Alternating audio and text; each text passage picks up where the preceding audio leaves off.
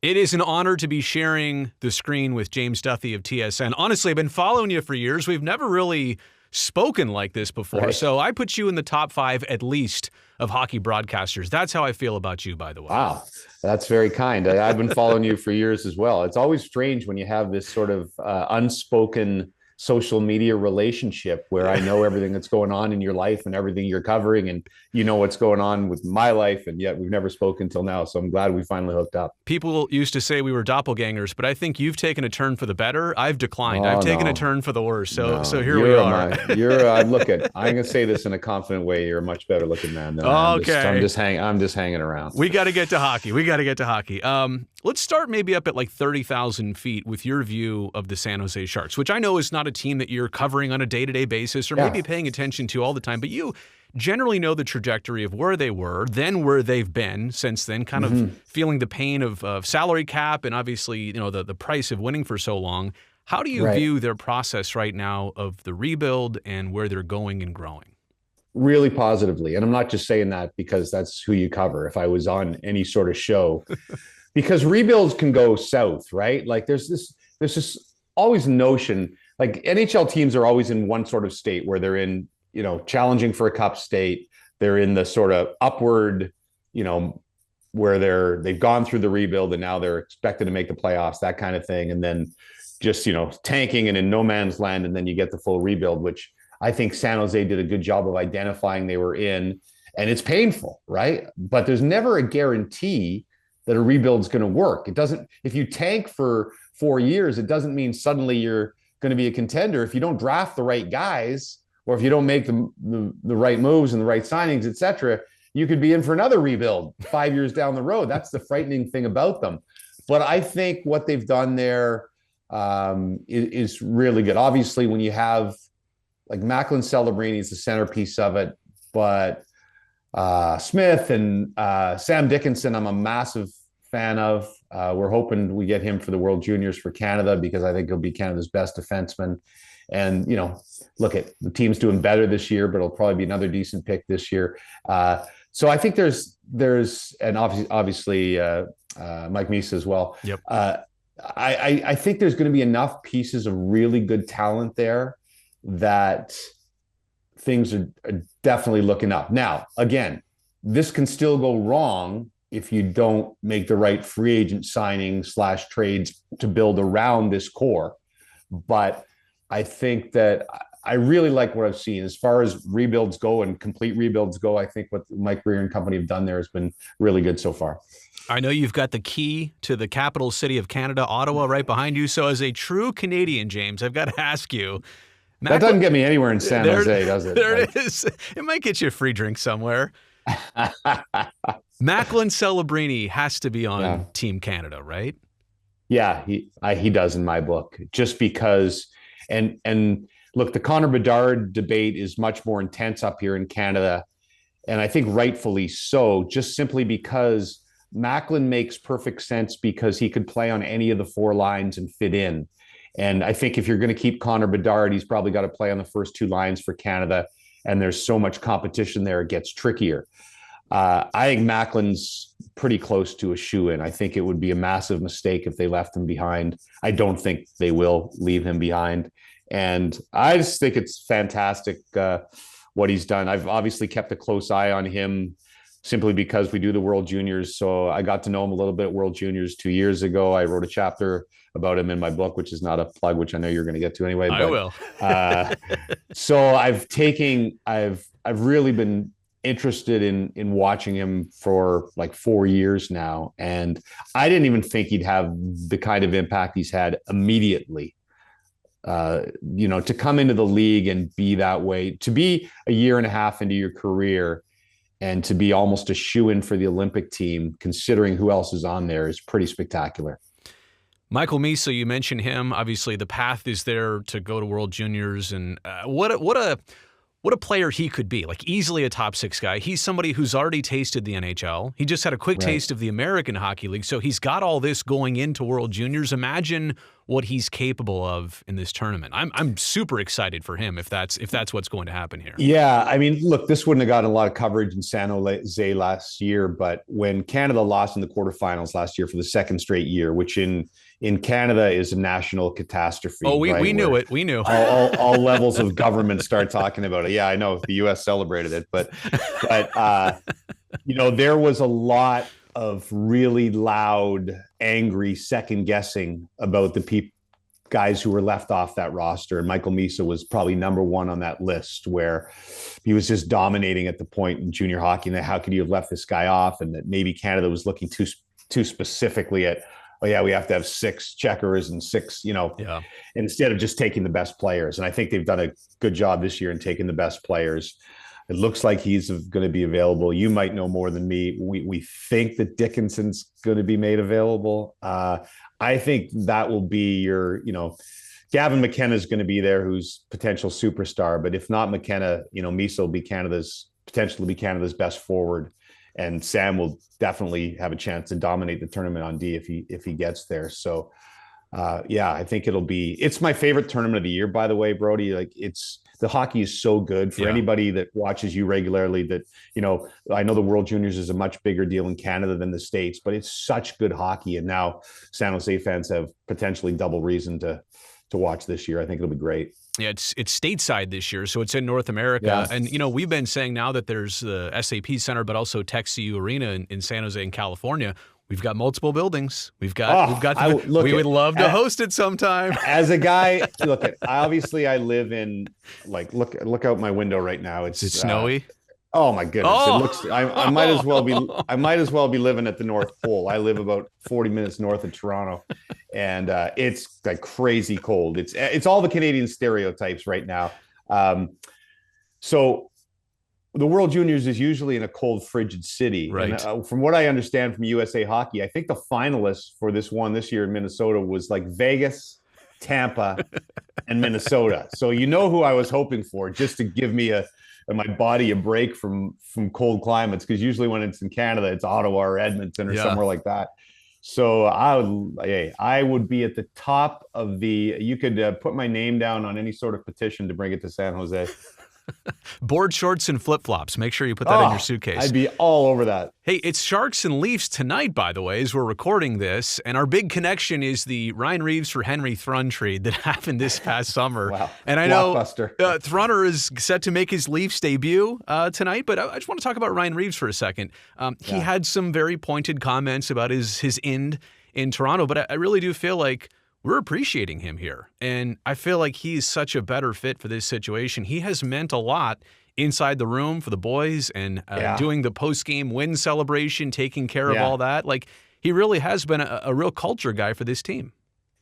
If fit is such a funny thing with guys like that are, let's face it, they're fringe players at this point in time. And Ryan's been a well-liked guy around the league and a useful guy for a long time. But it's funny with those, enforcers not really even the term anymore because they don't exist. You got to be able to play a little bit, but, fight once in a while.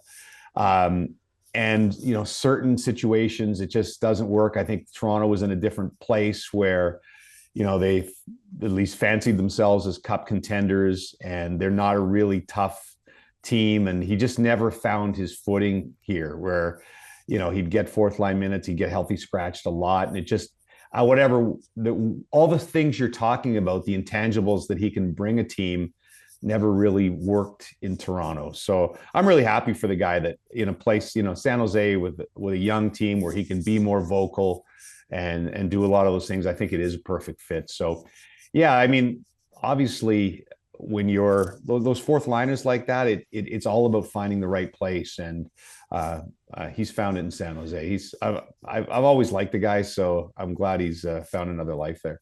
One more Leafs thing, and I want to get to your book. 108 points last year in the regular season. Couldn't obviously get to the end game in the Stanley Cup playoffs. Lose Mitch Marner. Oh yeah, I'll switch gears. For Toronto sports fans, the Blue Jays lost the World Series. It's been a rough go for the Toronto sports fan. Even the Argos coming off a Grey Cup win, 2 years ago? Look at you. Hey, come on. I did not think I'd get an Argos reference on this. You want me to talk some Pinball Clemens? Like, do you really want to go there? That is impressive stuff. So like what's the state of being a Leafs fan right now this season, where they're at, and even coming into a game like against the Sharks tonight? Like Right. where's Toronto at? I mean, better the last couple of weeks because they've kind of turned it around, and the Atlantic is so ultra. It's the parity division of all parity divisions. I really think that we're going to be in March, and you're going to have 6 teams within 5 points. So Toronto was dead last, and people were starting to give up, and talk about trading Matthews and Nylander and things like that. And then suddenly they win 4 or 5, and they're suddenly a couple points out of a playoff spot, which is always, this market's always nuts. I'm not a fan. I cheer for sort of all the Canadian teams and try to stay back in my role as host. But I go look at my kids are Leaf fans. Yeah, they've grown up in Toronto. All my golfing buddies are Leaf fans. So I hear it on the group chats all the time. And there was the level of negativity a couple of weeks ago was something I had not heard in a long time. And so I think that there's cautious optimism now that maybe they've turned a corner, but I don't think even the diehards believe that this is this looks like a cup contender right now. The loss of Marner has hurt, although he hasn't been playing great in Vegas either. It might have been a necessity, but I think the biggest criticism came from management, and thought they could replace him with Michelli and Nick Roy, and it hasn't happened at all. So they seem a little slow and old all of a sudden. It's amazing how a team can be in a position where they had Florida, they had a half a stake in Florida last year, right? And who knows what would have happened if they won that series, right. And suddenly that goes south and Marner leaves, and suddenly all of a sudden you look old, and you wonder if the window's closed. I don't think it has. I think, like I said, the division's so tight. I don't think they're a lock to make the playoffs, but I think they'll be in the mix come the end of the year. But yeah, there's not a lot of confidence, frankly, in the market, I would say. I get it. You wrote a book, like you're a broadcaster. You do your thing in front of a camera. You're an electronic guy. You work with your voice and your words, but to put pen to paper, or if that's how you did it, tell me about the book. What was the inspiration? What's it all about? I definitely want to make sure that we give this some coverage here, because I credit you for doing this. No, thank you. So spending all those years on the panel, I've been hosting the TSN hockey panel since 2002. So we're up over almost 25 years now. And so I've had countless ex-coaches, ex-players, current players that sometimes come by in the playoffs. And, when you're hosting and you're watching games, you have a lot of downtime when you're just doing intermissions and pre-games. So I know.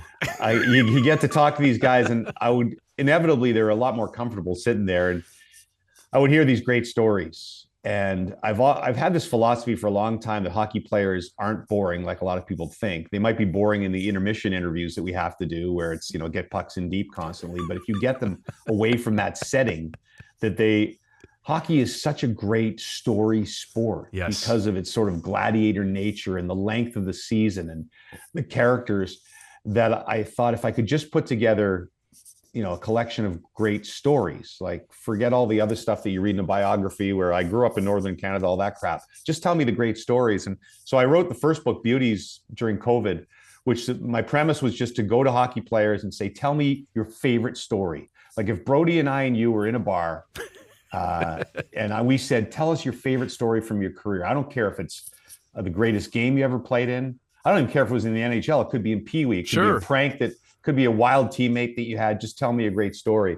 And so anyway, Beauties ended up doing very well. And I wrote the sequel called Certified Beauties, because when the first book came out, I had a lot of people coming to me saying, oh man, you should have put this story in, or you should have put this story in, or you should have put that story in. So eventually I had enough stories for a second one. But there is a chapter on Macklin Celebrini. I was fascinated by Macklin's story just because of his dad, and just how, I'd heard all these stories about how differently he trained and everything. And about Rick's relationship with Steve Nash. And I don't know if you've written or you've reported on that before. Absolutely. But I wanted to hear the whole story. So Macklin's chapter is basically about how Rick Celebrini, by almost sheer coincidence, got to know Steve Nash, how they spent these years together, kind of developing a completely alternative way to train, how Macklin was kind of born into the midst of this relationship, as were his brothers and sisters, and how Rick, sort of used them as he perfected this and, taught them from such an early age, how he wanted them to move, to avoid injury, to train properly. And, the fact that Macklin does this to his day, and who knows how much of that is part of his success. I mean, the guy's obviously got incredible God-given talent. There's a bunch of stories in there about when Macklin was a kid. The chapter actually opens with a great story of they're in their home in Burnaby, BC, and Macklin's 5 years old or 4 years old, and his uncle is throwing wiffle balls. He's got a wiffle bat, and he's just pounding wiffle balls over the fence into the neighbor's yard. And he says to his uncle, with his dad sitting nearby, says, "Someday people are going to pay to watch me do this." And that's a 5-year-old. And, Rick thought it was so funny. He wrote it down on his phone. He's like, what 5-year-old talks like this? Wow. But that was the kind of confidence and natural ability that Macklin had. And so, yeah, the story winds through that, and Draymond Green's in there, and sort of how Macklin, it's called Sharknado because it's kind of the perfect storm of this development of an athlete turning into a superstar. But anyway, the book is full of all sorts of funny stories, heartwarming stories, all that kind of thing. You just sold me. Like, I don't have this book. I need to now go get it. I knew you wrote it. I knew you wrote the follow-up to it, so I've got to get it. I know a lot of Sharks fans are going to feel the same way. So, James, I really appreciate the time. This has been so great. However I can return the favor for you, please let me know. But thanks for doing this. No, you've done me a favor by having me on. Thanks so much for mentioning the book. And like I said, I look forward to watching the Sharks. Please lend us Sam Dickinson, if I can make a little plea. As a spokesman for Canada, we need you, Sam Dickinson. So please come our way for the World Juniors. And hopefully we can run into each other when I'm down at Super Bowl in February.